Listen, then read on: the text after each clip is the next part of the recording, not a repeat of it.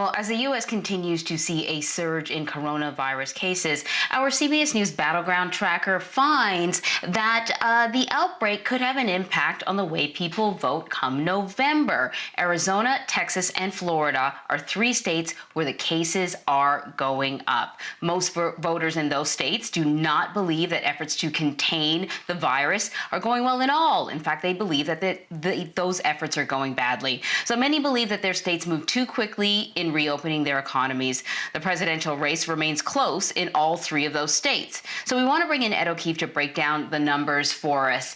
So Ed, it occurred to me that as this country has been dealing with the coronavirus, one of the things that the president did sort of repeatedly is kind of like punt to the governors. Instead of having a federal plan to tackle the coronavirus, he let governors make those decisions. Now it appears as if the decisions that the governors have made, that's going to have an impact on the way people feel about the president's role in all of this come November.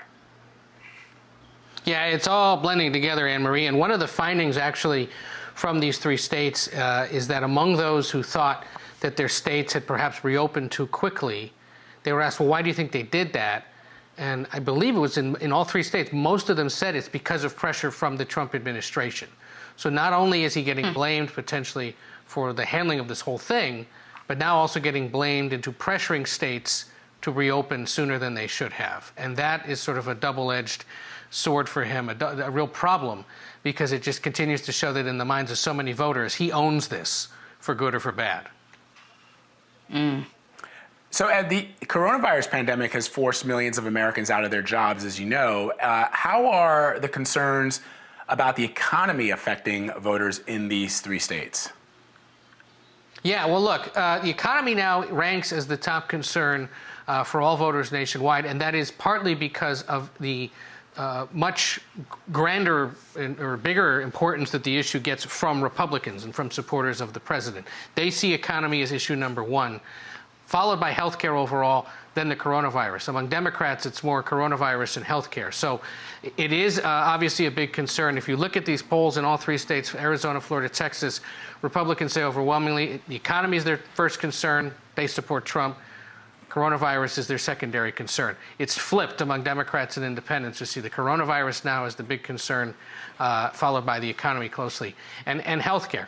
That's why you've seen, and why you will continue to see in the next few weeks, Joe Biden talking about what he would do regarding the economic recovery, while at the same time he's been talking about the president's response to the pandemic, while at the same time in every single set of public remarks he makes, he finds a way to talk about healthcare. And the fact that Republicans are still trying to chip away at the Affordable Care Act, because those are issues 1, 2, and 3, depending on who you're talking to. But that really hasn't changed state to state. And he knows that on the economy, the president has the advantage, and Biden has to find a way to cut into that. So speaking of Joe Biden, the presumptive Democratic nominee, our Battleground Tracker is sort of showing that he's making some inroads in two key voter groups, women and seniors. What can you tell us about that, and why are those two groups so important? Yeah, women, seniors, and to some extent doing better and strongly with Latinos, especially notably in Texas. Look, all three are critical to Democrats winning the White House, and in all three measures, women, seniors, and Latinos, Biden is doing better than Hillary Clinton did 4 years ago. So if you can do better with those three groups in those three states, there's a good chance that Joe Biden either wins them or wins them very narrowly or loses them quite narrowly, because those groups finally showed up to help. Hillary Clinton, I think, won women by 4 points in Florida 4 years ago. Right now, Biden is leading by double digits. He's at about 6, almost 7 in 10 Hispanics in Texas supporting him. That's about the same as, if not a little better, than Hillary Clinton 4 years ago. So if he can do well in those three groups, in those three states, where those are three key voting blocks for Democrats, then it could very well be that all three states go blue on election night. And let me ask you about how the coronavirus pandemic is impacting states that are conducting elections. President Trump has spoken out against mail-in voting. What are we hearing from voters about their opinions on it? This is one of the more fascinating aspects of the 2020 cycle, Vlad, because for so long, this was kind of an afterthought, right? And in several states out west, it's just the way they do business. You vote by mail. You get it in the mail, you send it back. You think nothing of it. President Trump, throughout this past year, has tried to discredit the process of getting ballots mailed to people and get them sent back. Claims with no evidence that there's widespread fraud, that it's not a reliable way of conducting elections. That is resonating with his supporters and with Republicans, who in these 3 states at least say they don't support expanding it, they don't want to vote that way. But you look at Democrats and independents, people who support Joe Biden, growing support for that, an eagerness to be able to vote by mail if they need to, and just to be expanding all options on how one could cast their ballot this year. Every state does it a little differently. Many of them are consistent in that you don't need an excuse to vote absentee. Some states are starting to mail the ballot to you regardless of whether you're going to use it. Some are mailing the absentee ballot application. Some are doing it with postage. Some aren't. If you're curious, you've got to check for yourself wherever you live.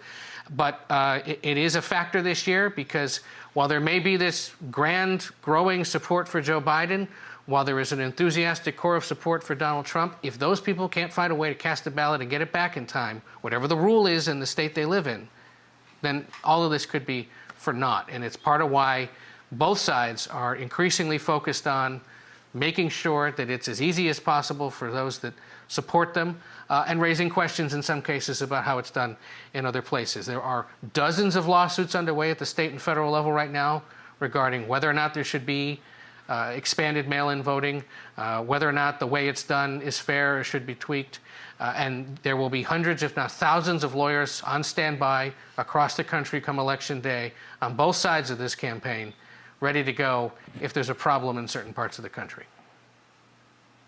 You know, Ed, just one last question, because correct me if I'm wrong, and you will know this better than I, but I believe that I'd read information and data and reporting that historically, for example, in a state like Florida, the Republican Party had been very, very successful in getting Floridians to use mail-in voting, so much so that Democrats were oftentimes left trying to play catch-up to that. In other words, Republicans had seen mail-in voting as a way to strengthen the voting for their particular candidates, and now you've got the president of the United States, who is nominally the head of the Republican Party, attacking it. Am I right about that? That the Republicans generally, historically, have loved mail-in voting?